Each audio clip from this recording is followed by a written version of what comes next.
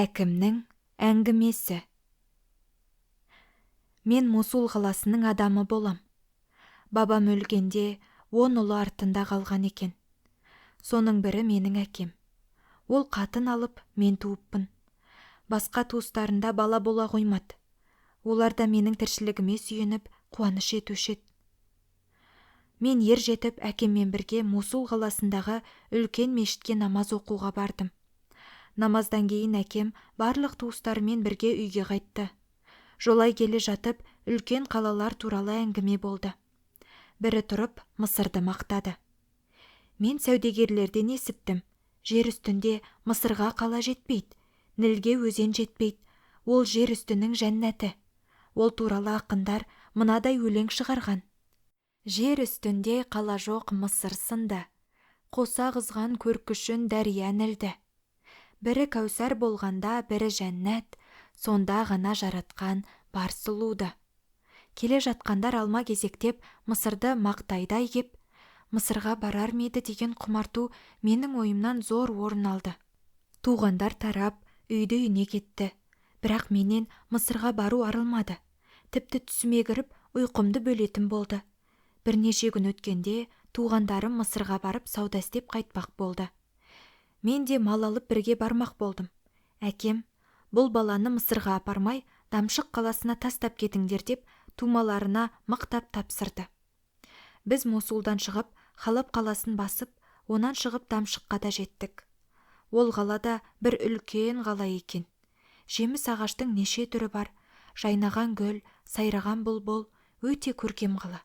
Сонда тұрып, апарған заттарымызды саттық. 1 теңге, 2 теңге болып, есепсіз пайданың астына қалдық. Туғандардың қайырлы сапар болды деп, қуанышы қойнына сыймады.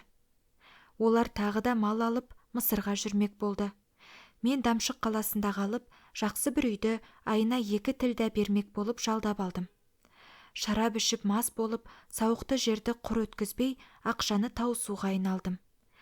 Бір күні есіктің алдына шығып отыр едім, бір қыз келді де, үйге кір дегенде ишаратпен менің жатқан үйіме кірді.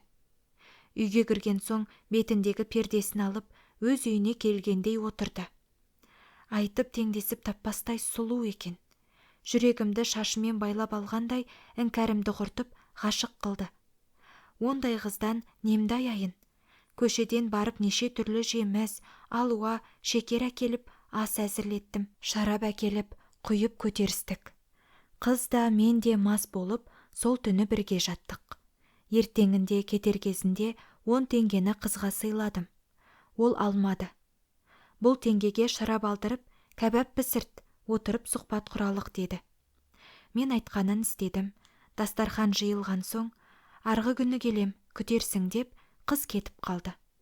Айтқан күні тағы келді. Тағы отырыс, тағы ішіс, бірге түнеп шығып тағы кетті.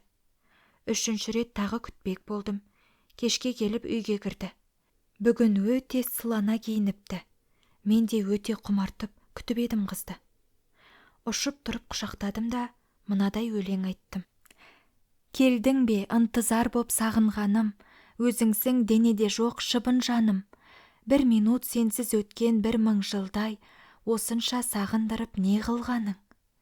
Япырмай, мен соншалық сұлу ақпын ба сүйіктім, деді қыз масаттанып. Не дегеніңіз күнім?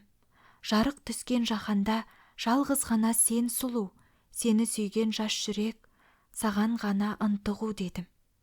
Олай болса, ендігі келгенімде өзімнен жасырақ бір қыз ерте келейін. Сен бұрынғыдан да артығырақ тамақ, шарап әзірлейсің бе, деді қыз. Мен әбден болады дедім. Ол 20 тілді ақша да берді. Келесі күні бір қызды ертіп келіп, перделерін алды. Бұрынғы қызды сұлу деп жүргенім сұлуды көрмеген соң екен. Кіші қыздың көркін, қылығын көргенде үлкен қыздан құсқым келіп кетті де, мас болып қызып алған соң, кіші қызды құшақтап, шөпілдетіп сүйе бердім. Ол да жуас тайдай былқ етпеді. Үлкен қызда қатты қанына қарайған болса керек, қызғанышы қатты болды. Бет әлпеті неше түрге кірді. Бірақ сездірген жоқ. Мен түн ортасы ауа, кіші қызды құшақтап төсекке жаттым. Оянғанымда күн көтеріліп қалған екен. Қасымдағы қызды оятайын десем, басы кесіліп, есік алдында жатыр. үлкен қыз кетіп қалыпты. Түндегі қуанышым түгелдей желге ұшқандай болды. Не қыларымды білмей састым. Амал жоқ, үйдің ортасын қаздым да қызды көмдім. Қан аққан жерге топырақ салып құрғатып, есікке құлып салып қожайынға 1 жылдық пәтер пұлын төлеп, Мысырдағы ағаларымның артынан кеттім. Олар менің барғаныма таңырқасты, себебін сұрады. Сендерді сағынып тұра алмадым дедім, олардан басымнан кешірген істі жасырдым. Мысырда жылға жақын тұрып, ағаларым қайтпақшы болды. Мен бар дүниені таусуға айналып, елге қайтқым келмеді.